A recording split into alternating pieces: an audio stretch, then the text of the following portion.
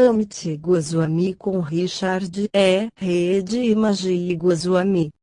Universo autoconsciente, como a consciência cria o mundo material. Tradução de Rui Jungmann 2, a edição.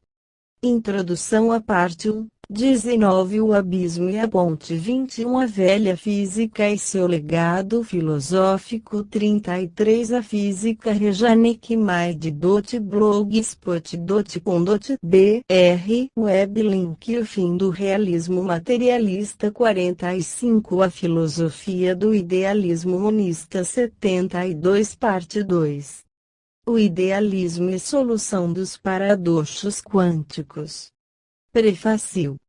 Ao tempo em que fazia curso de graduação e estudava mecânica quântica, eu e meus colegas passávamos horas discutindo assuntos esotéricos do tipo: poderá um elétron estar realmente em dois lugares ao mesmo tempo?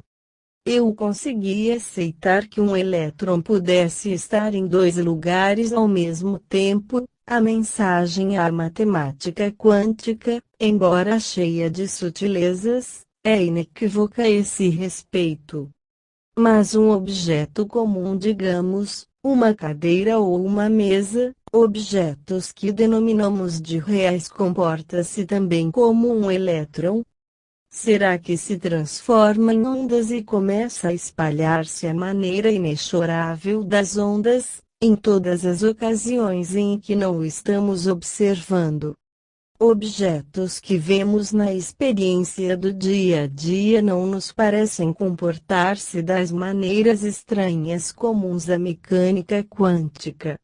Subconscientemente, para nós é fácil sermos levados a criticamente a pensar que a matéria macroscópica difere de partículas microscópicas, que seu comportamento convencional é regulado pelas leis newtonianas, que formam a chamada física clássica.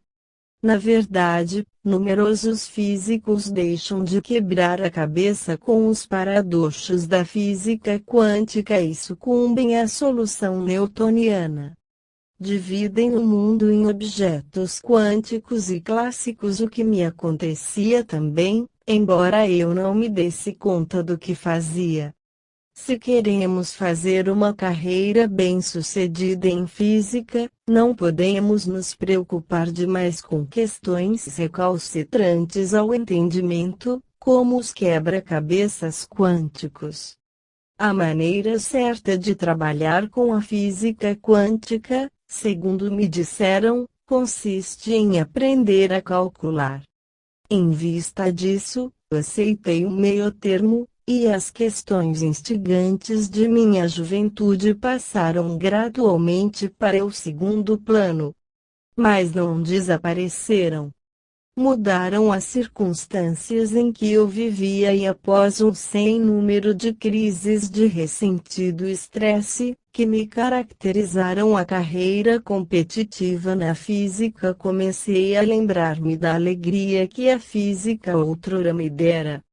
Compreendi que devia haver uma maneira alegre de abordar o assunto, mas que precisava restabelecer meu espírito de indagação sobre o significado do universo e abandonar as acomodações mentais que fizera por motivo de carreira.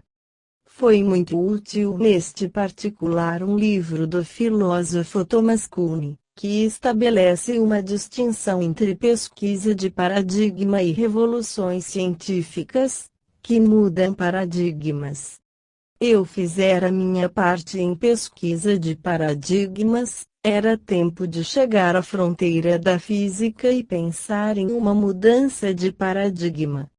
Mais ou menos na ocasião em que cheguei a essa encruzilhada pessoal, saiu o tal da física, de Fritjof Capra.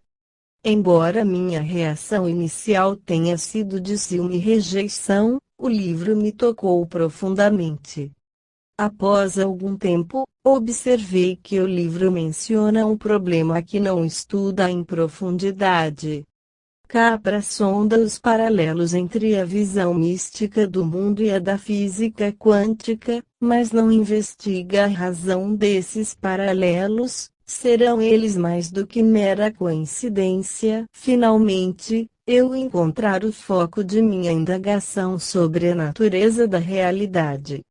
A forma de Capra abordar as questões sobre a realidade passava pela física das partículas elementares. Ocorreu-me a intuição, porém, de que as questões fundamentais seriam enfrentadas de forma mais direta no problema de como interpretar a física quântica. E foi isso que me propus investigar. Mas não previ inicialmente que esse trabalho seria um projeto interdisciplinar de grande magnitude.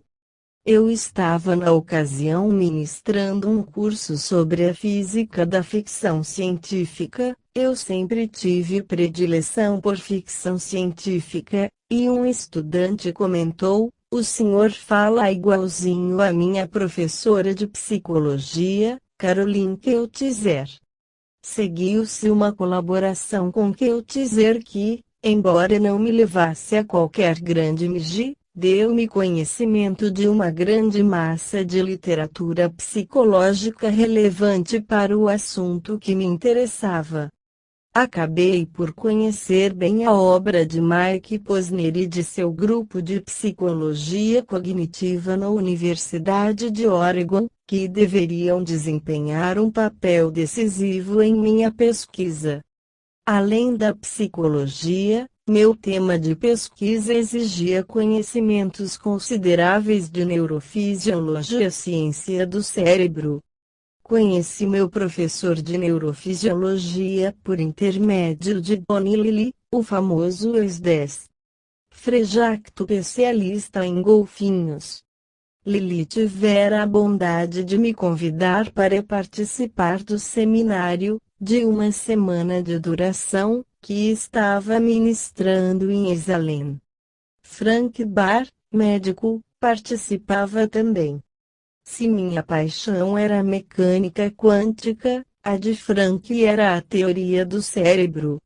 Consegui aprender com ele praticamente tudo de que necessitava para iniciar o aspecto cérebro-mente deste livro.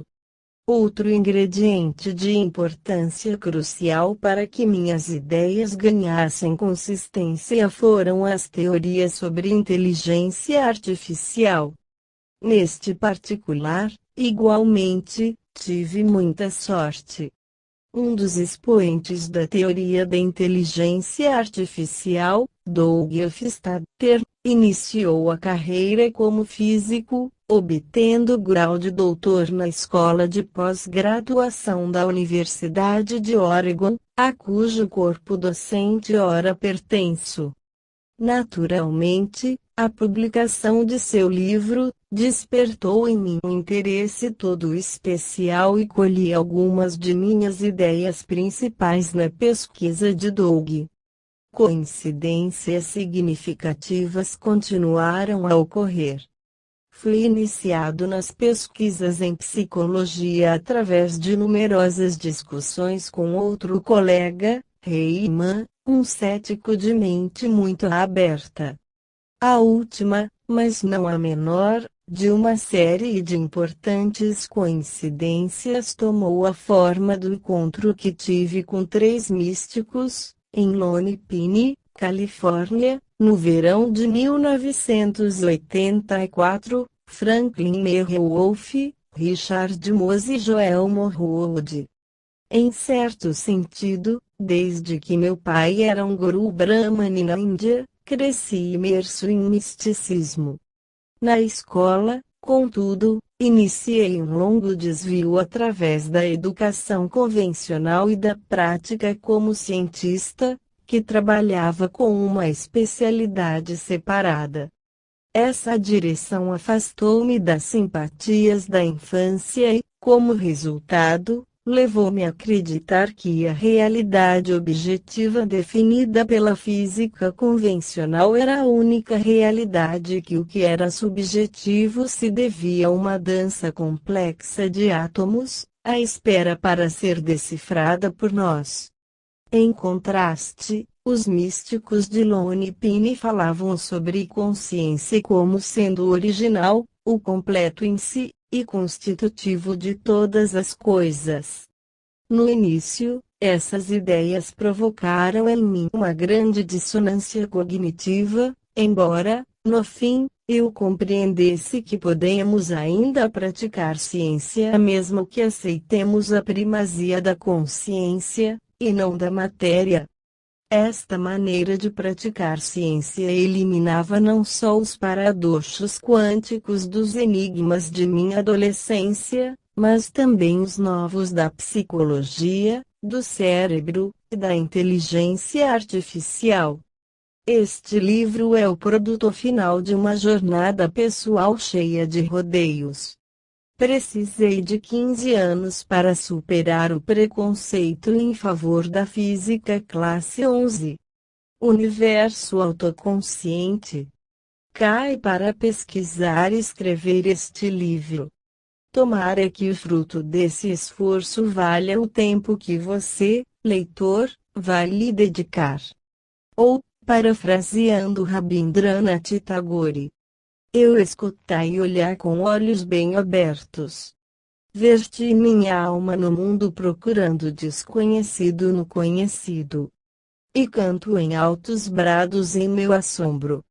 Obviamente, muitas outras pessoas, além das mencionadas acima, contribuíram para este livro: Jean Burns, Paul Rey, David Clarke, Dona David Garcia, Suprocas Mukherjee, o falecido Fred Etniave, Jacobo Greenberg, Randas, Lance Stewart, Henry Stapp, Kim McCarthy, Robert Tompkins, Ed Sims, Saul Bolles, Fred Wolf e Mark Mitchell, para mencionar apenas alguns. Foram importantes o estímulo e o apoio emocional de amigos, notadamente de Suzanne Parker Barnett, Kate William, Damon Knigge, Andrea Poxi, Jim Kisling, Fleetwood Bernstein, Serri Anderson, Manoj Egyptipal, Geraldine Moreno Black e Ed Black, meu falecido colega Mike Moravsky, especialmente, nossa falecida e querida amiga Frederica Leigh. Agradecimentos especiais são devidos a Richard Reed, que me convenceu a submeter o original deste livro a uma editora e que o levou a Jeremy Tarcher. Além disso, Richard deu importante apoio, críticas e ajuda no trabalho de revisão. Claro, minha esposa, Maggie, contribuiu tanto para o desenvolvimento das ideias e para a linguagem em que elas foram vazadas que este livro teria sido literalmente impossível sem ela. Os editores de textos fornecidos pela J.P. Tarcher, Inc., Aidan Kelly, Daniel Malvin, especialmente, Bob Seifert, tornaram-se credores de agradecimentos profundos, como também acontece com o próprio Jeremy Tarcher, por ter acreditado neste projeto. Agradeço a todos vocês. 12. Introdução. Há não muito tempo nós, físicos, acreditávamos que havíamos chegado finalmente ao fim de todas as nossas buscas, tínhamos alcançado o fim da estrada e descoberto que o universo mecânico era perfeito em todo o seu esplendor. As coisas comportam-se da maneira como acontece porque são o que eram no passado. Elas serão o que virão a ser porque são o que são, e assim por diante. Tudo se encaixava em um pequenino e elegante pacote de pensamento newtoniano-maxwelliano. Havia equações matemáticas que, de fato, explicavam o comportamento da natureza. Observava-se uma correspondência perfeita entre um símbolo na página de um trabalho científico e o movimento do menor ao maior objeto no espaço e no tempo. Corria o fim do século, o século XIX, para sermos exatos, e o renomado A. Michelson, falando sobre o futuro da física, disse que o mesmo consistiria em adicionar algumas casas decimais aos resultados já obtidos. Para sermos justos, Michelson acreditava estar, ao fazer essa observação, citando o famoso Lord Kelvin. Na verdade foi Kelvin quem disse que, de fato, tudo estava perfeito na paisagem da física, com exceção de duas nuvens escuras que toldavam o horizonte. Essas duas nuvens negras, como se viu depois, não apenas ocultavam a luz do sol na paisagem turneresca, newtoniana, mas a transformavam numa desnorteante visão abstrata, tipo Jackson Pollock, cheia de pontos, manchas e ondas. Essas nuvens eram as precursoras da agora famosa teoria quântica de tudo que existe.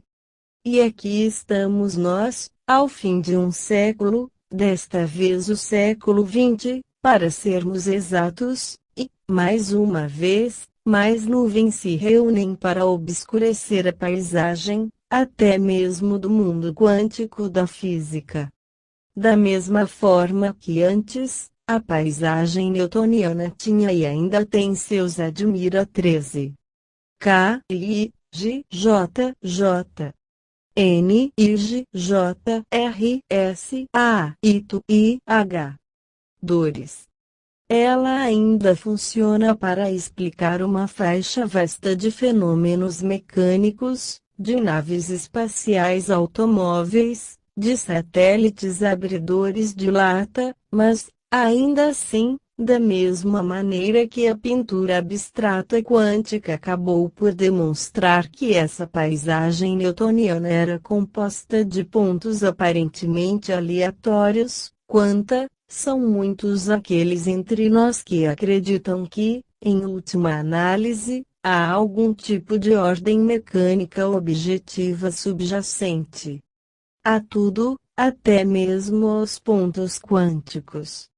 A ciência, entenda-se, desenvolve-se de acordo com uma suposição absolutamente fundamental sobre a maneira como as coisas são ou têm que ser. Essa suposição é exatamente aquilo que Amit Goswami, com a colaboração de Richard E. Reed e Majid Goswami, questiona no livro que vocês estão prestes a ler. Isto porque essa suposição, tal como suas nebulosas predecessoras do século anterior, parece indicar não só o fim de um século, mas o fim da ciência, como a conhecemos. A suposição é que existe, lá fora, uma realidade real, objetiva.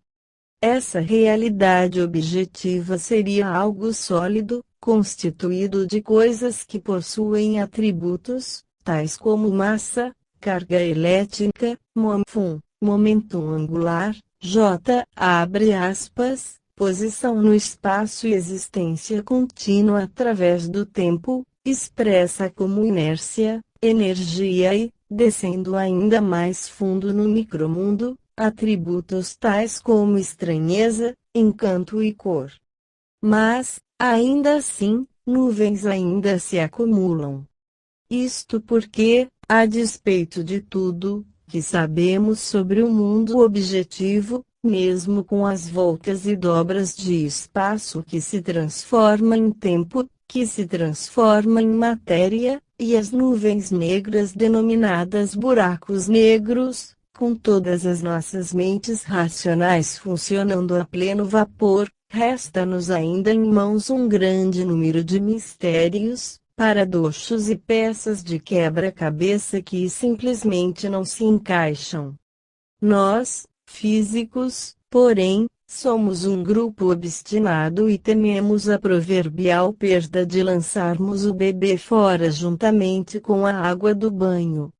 Ainda ensaboamos e raspamos o rosto, observando atentos enquanto usamos a navalha de Occam, para termos certeza de que cortamos todas as suposições cabeludas supérfluas.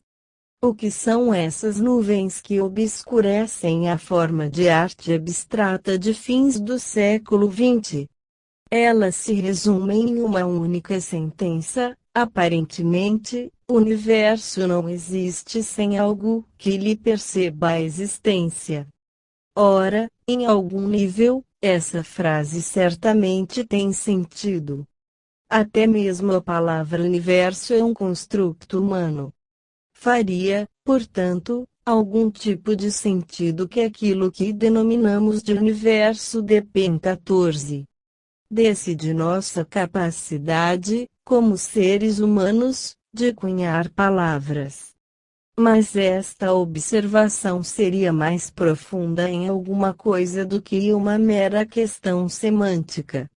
Antes de haver seres humanos, por exemplo, havia um universo. Aparentemente, havia. Antes de descobrirmos a natureza atômica da matéria, havia átomos por aí. Mais uma vez, a lógica determina que as leis, as forças e causas na natureza e que, mesmo que nada soubéssemos sobre coisas tais como átomos e partículas subatômicas, certamente tinham que existir. Mas são justamente essas suposições sobre a realidade objetiva que foram postas em dúvida pelo nosso entendimento corrente da física. Vejam, por exemplo, uma partícula simples, o elétron. Será um pontinho de matéria? Acontece que supor que seja tal coisa, que se comporte invariavelmente como tal, é evidentemente errado. Isto porque, em certa ocasião, ele parece uma nuvem composta de um nível infinito de possíveis elétrons, que parecem uma única partícula quando e apenas quando a observamos. Além disso, nas ocasiões em que não é uma partícula única, ela parece uma nuvem, ondulando como uma onda, que é capaz de mover-se em velocidades superiores à velocidade da luz, desmentindo redondamente o postulado de Einstein, de que nada material poderia ultrapassá-la.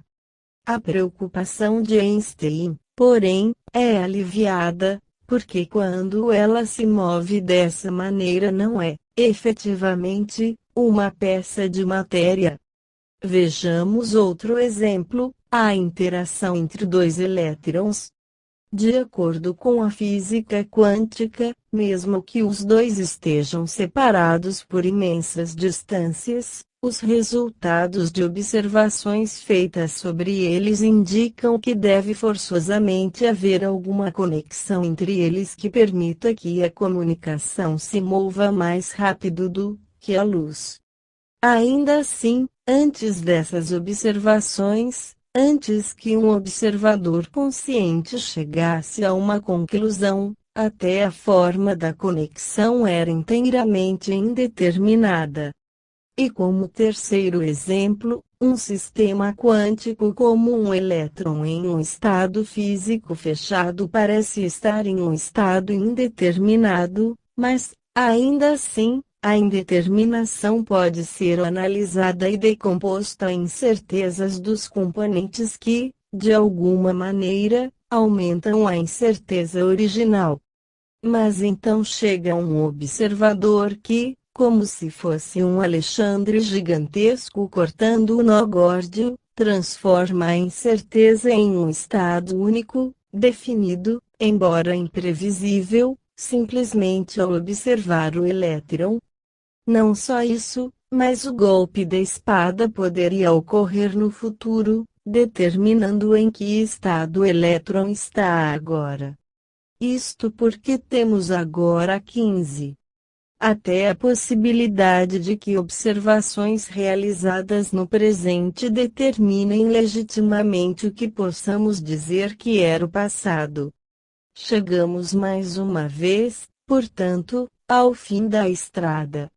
A estranheza quântica demais por aí, um número grande demais de experimentos a demonstrar que o mundo objetivo, um mundo que corre para a frente no tempo como um relógio, um mundo que diz que ação à distância, especialmente ação instantânea à distância, não é possível, que diz que uma coisa não pode estar em dois ou mais locais ao mesmo tempo, é uma ilusão de nosso pensamento.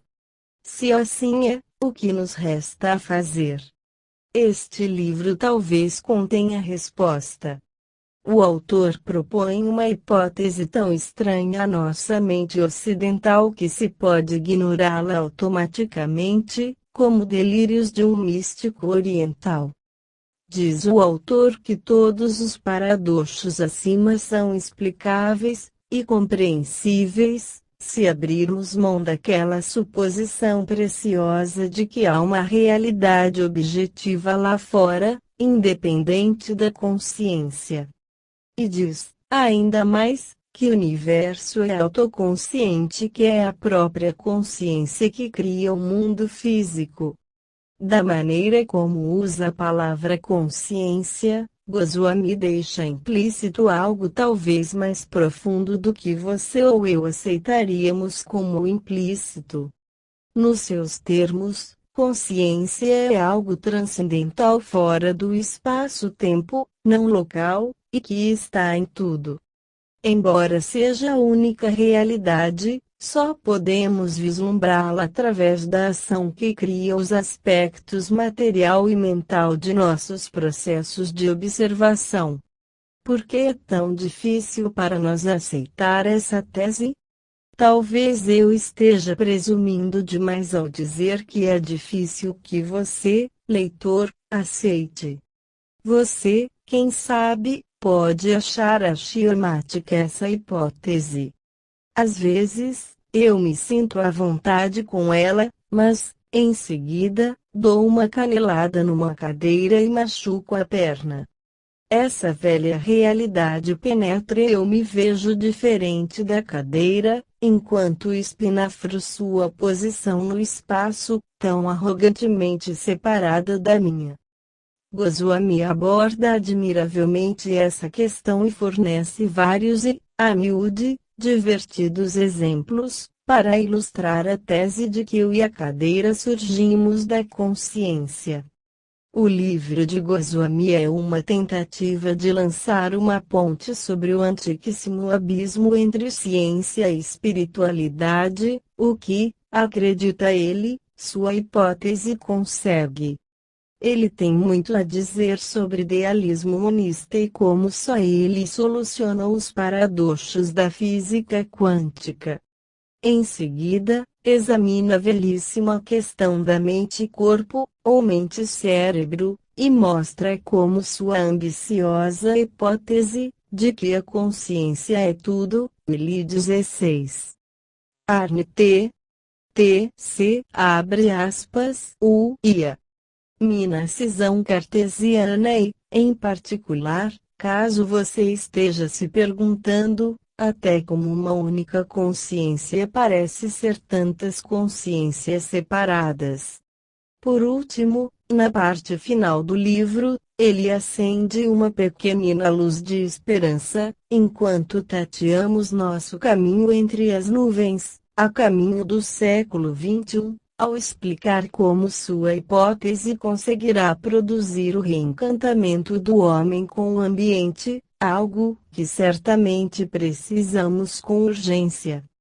Explica ele como vivenciou sua própria teoria ao compreender a verdade mística de que nada, exceto a consciência, tem que ser experienciada, a fim de ser I, Q, D, K e agudo S, Libra, compreendida. Lendo este livro, comecei a me sentir também dessa maneira.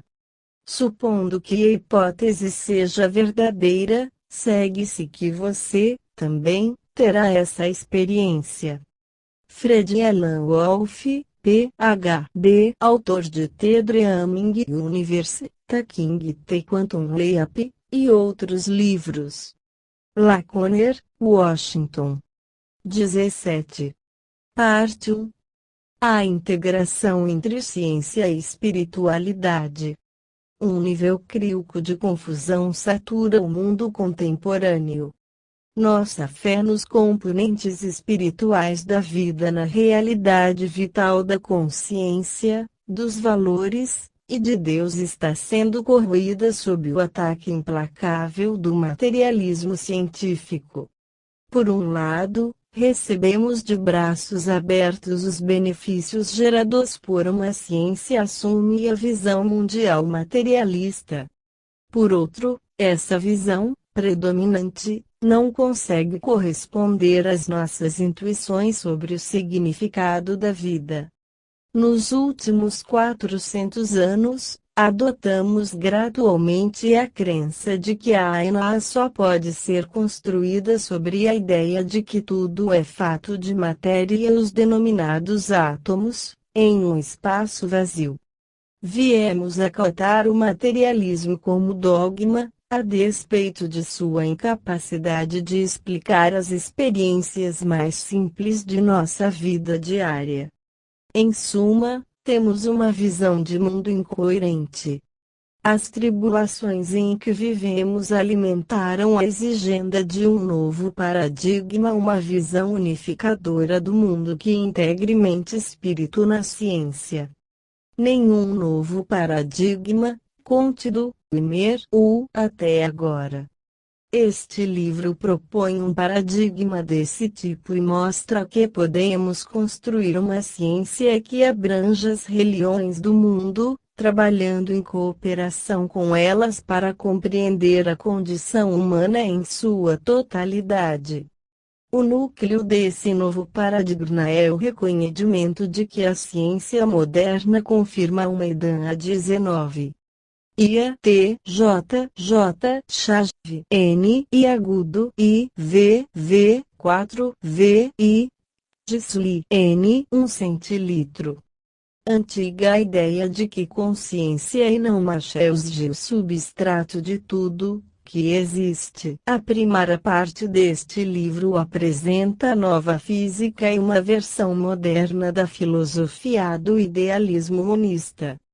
Sobre esses dois pilares, tentará construir o prometido novo paradigma, uma ponte sobre o abismo entre ciência e religião.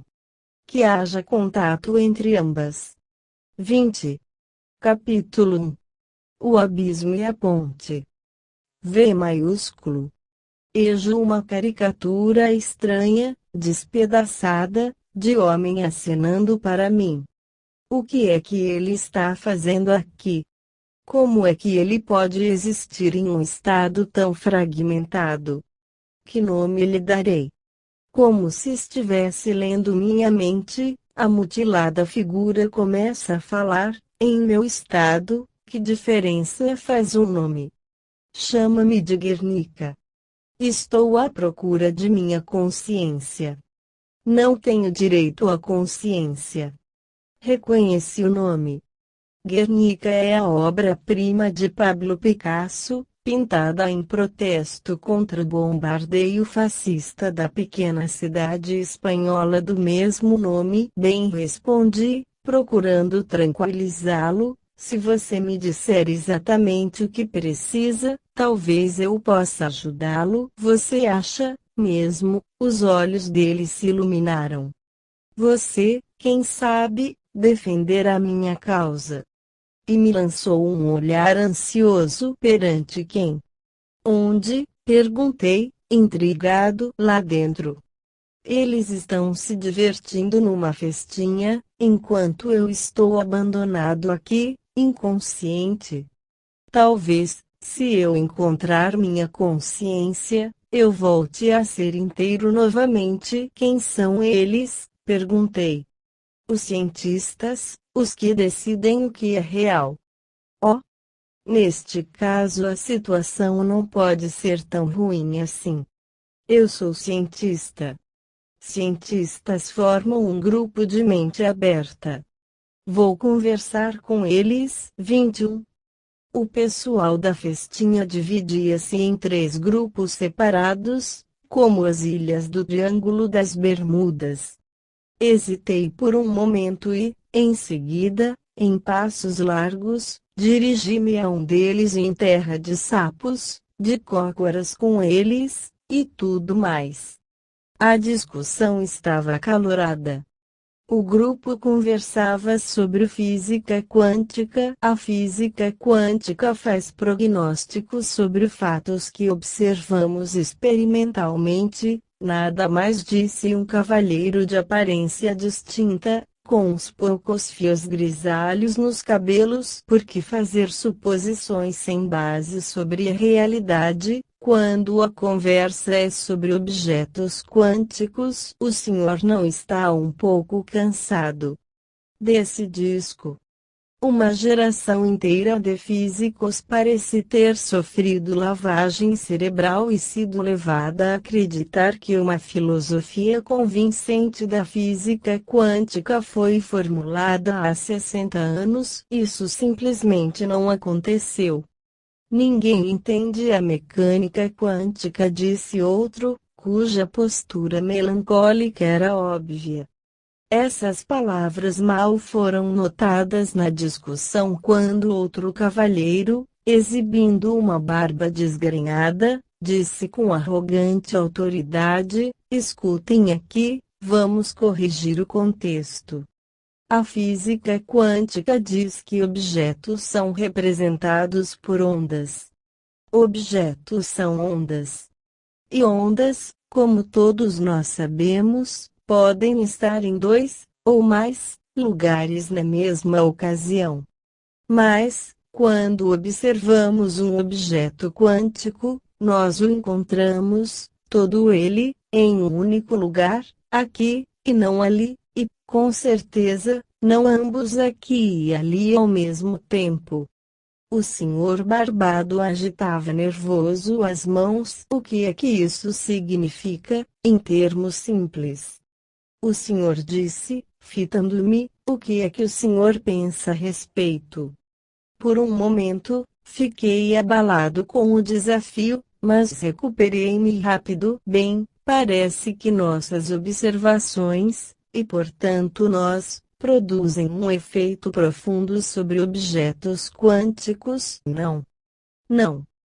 Não, travejou o meu inquisidor. Quando observamos, nenhum paradoxo existe. Quando não observamos, volta o paradoxo de o objeto estar simultaneamente em dois lugares. Obviamente, a maneira de evitar o paradoxo é prometer jamais conversar, entre observações, sobre o paradeiro do objeto. Mas, e se nossa consciência produzir realmente um efeito profundo sobre objetos quânticos? Insisti. 22. Por alguma x2 que, parecia-me que a consciência de Guernica tinha alguma coisa a ver com essa especulação. Mas isso significa influência da mente sobre a matéria, exclamaram em uníssono os membros do grupo, olhando-me como se eu tivesse dito uma heresia. Mas gaguejei, recusando ser intimidado. Suponhamos que haja uma maneira de aceitar o poder da mente sobre a matéria. Contei a eles a triste situação de Guernica. Escutem aqui, os senhores têm uma responsabilidade social neste particular. Os senhores sabem há 60 anos que a maneira convencional, objetiva, de estudar física não funciona no caso de objetos quânticos. Encontramos paradoxos. Ainda assim, os senhores fingem usar de objetividade. O resto da sociedade perde a oportunidade de reconhecer que nós, nossa consciência, estamos intimamente conectados com a realidade.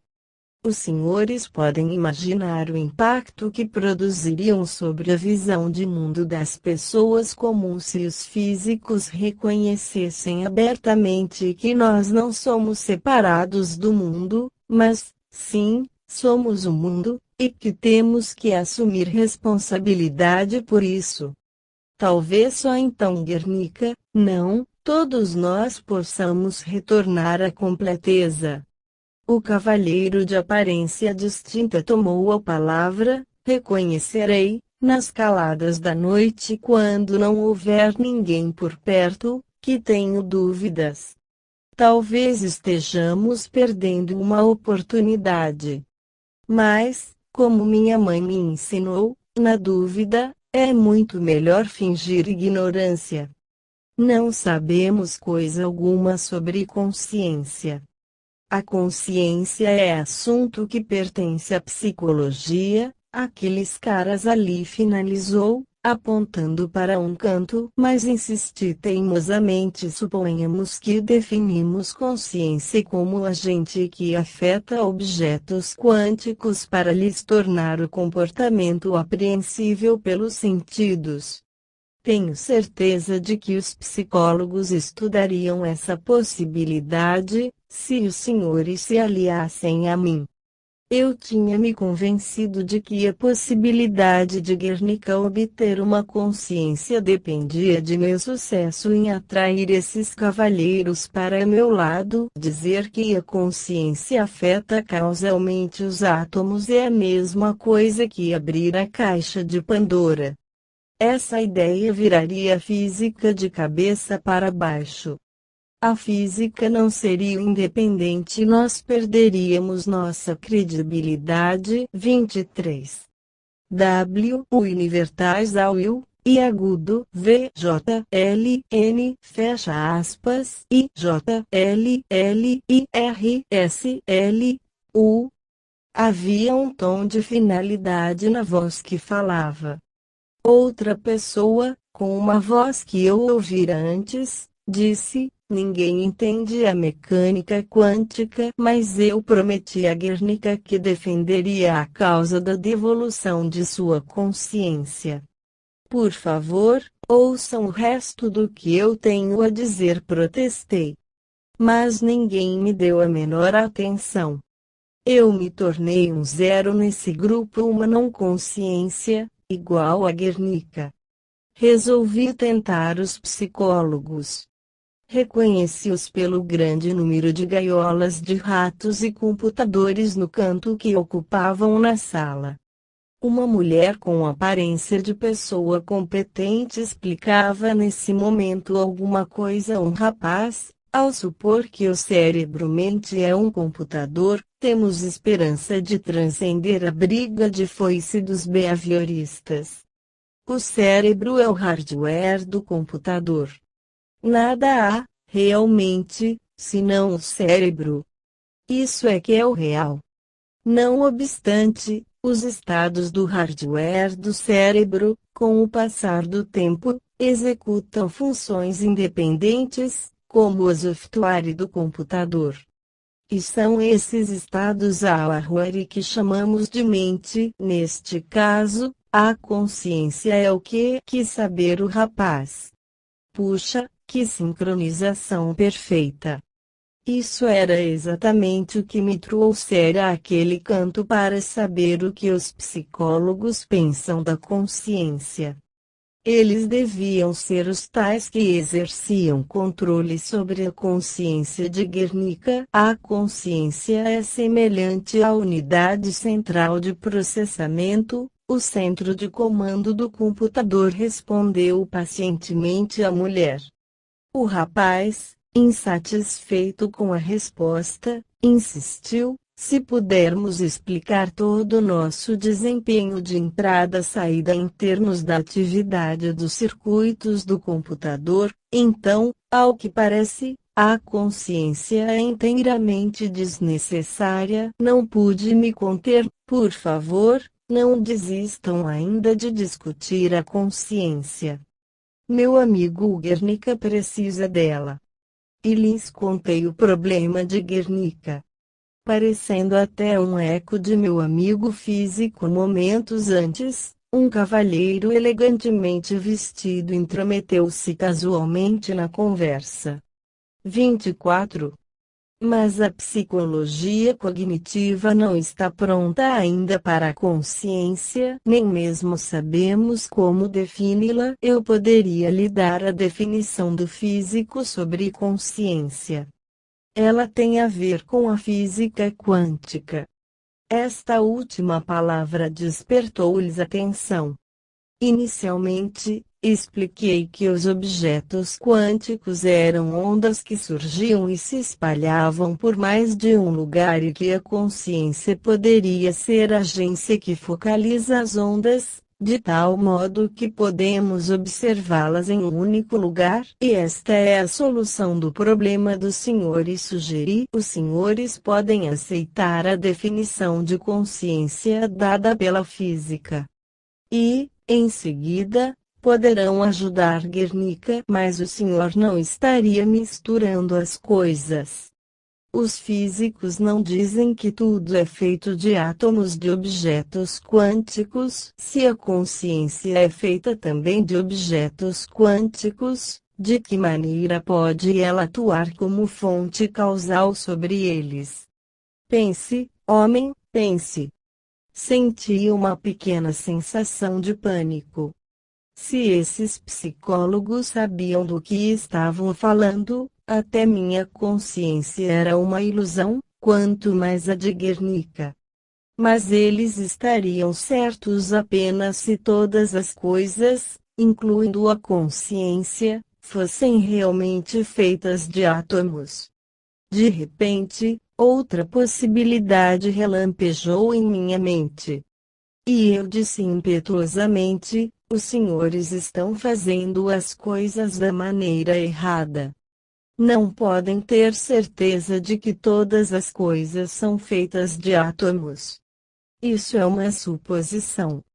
Vamos supor, em vez disso, que todas as coisas, incluindo átomos, sejam feitas de consciência. Meus ouvintes pareceram atordoados. Escute, há alguns psicólogos que pensam assim. Reconheço que a possibilidade a que você se refere é interessante. Mas não é científica.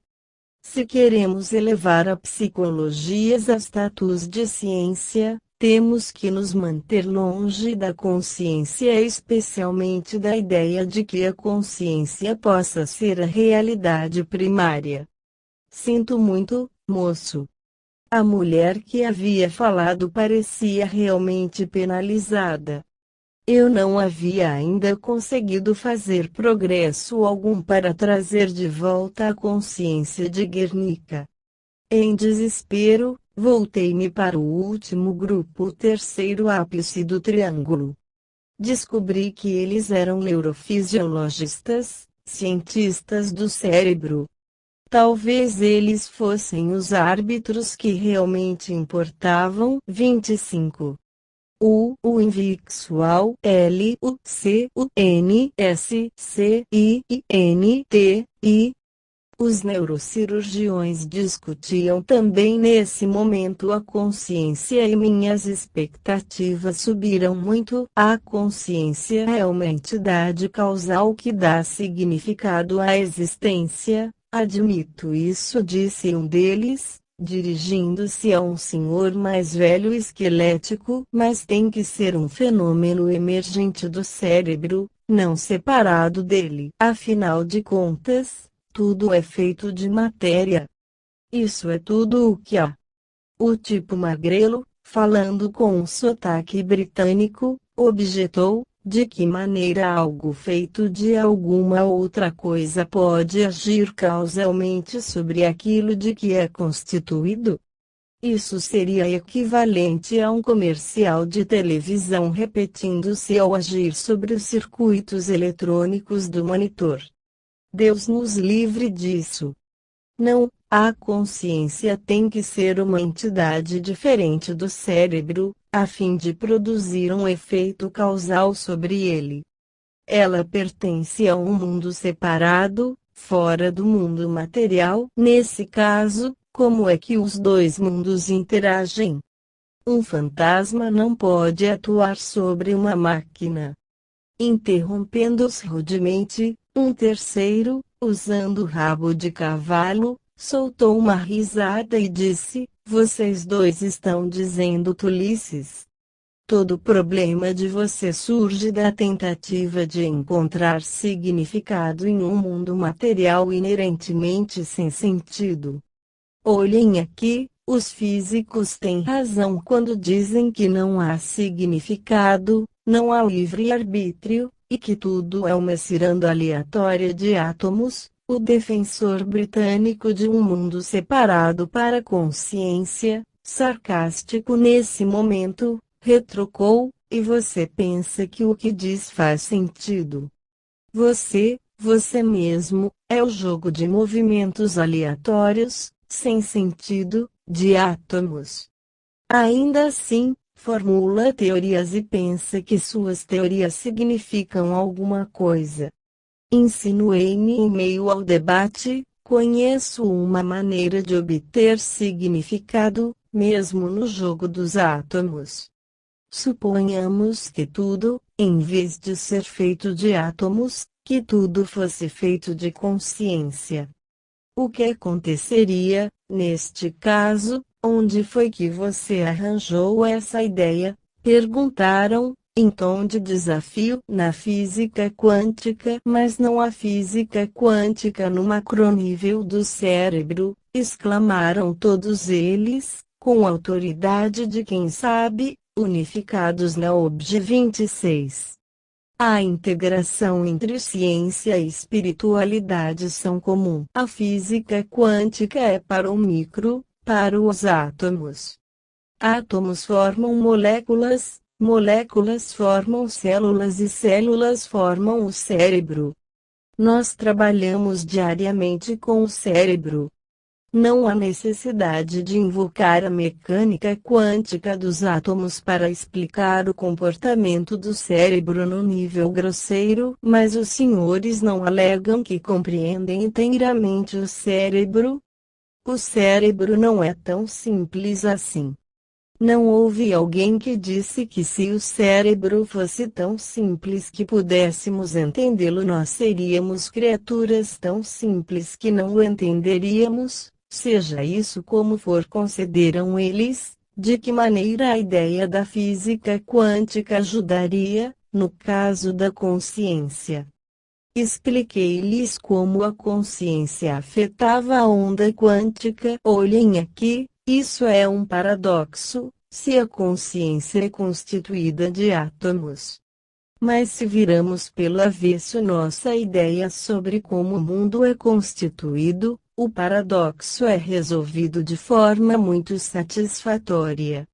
Garanto aos senhores que o mundo é feito de consciência. Não posso esconder minha emoção e até mesmo orgulho se esta ideia é suficientemente forte. Apelei para que seguissem meu raciocínio. O triste em tudo isso, continuei, é que se as pessoas comuns realmente soubessem que consciência, e não matéria, é o elo que nos liga uns aos outros e ao mundo, as opiniões delas sobre guerra e paz, poluição ambiental, justiça social, valores religiosos e todas as demais atividades humanas mudariam radicalmente. Isso que o senhor está dizendo parece interessante e simpatizo com a ideia, pode acreditar. Mas a ideia parece também alguma coisa tirada da Bíblia. De que modo podemos adotar ideias religiosas como ciência e ainda merecer credibilidade? Meu interlocutor dava a impressão de que falava consigo mesmo. Estou pedindo aos senhores que concedam à consciência o que lhe pertence. Respondi: meu amigo Guernica precisa de consciência para tornar-se novamente uma pessoa completa. E pelo que eu vi nesta festa, ele não é o único. Se assim é, como os senhores podem ainda debater se a consciência de fato existe? Mas chega disso.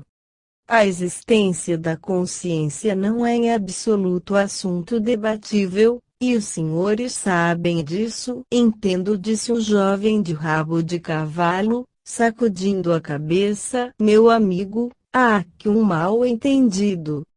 Todos nós resolvemos ser Guernica. E você terá que fazer o mesmo, se quiser fazer ciência.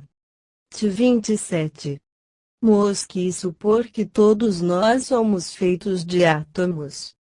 Nossa consciência tem que ser um fenômeno secundário, um epifenômeno da dança dos átomos. A objetividade fundamental da ciência assim exige.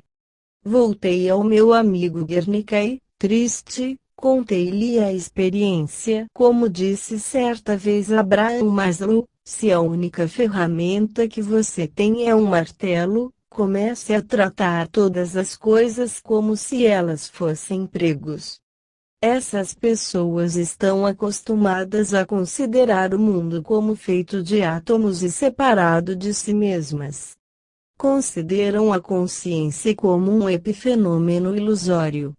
Não podem lhe conceder consciência, mas, e o senhor? Perguntou Guernica, fitando-me. O senhor vai esconder-se por trás da objetividade científica ou vai fazer alguma coisa para me ajudar a recuperar minha completeza? Nesse momento, ele tremia. A emoção com que falava despertou-me do sonho. Lentamente, nasceu a decisão de escrever este livro.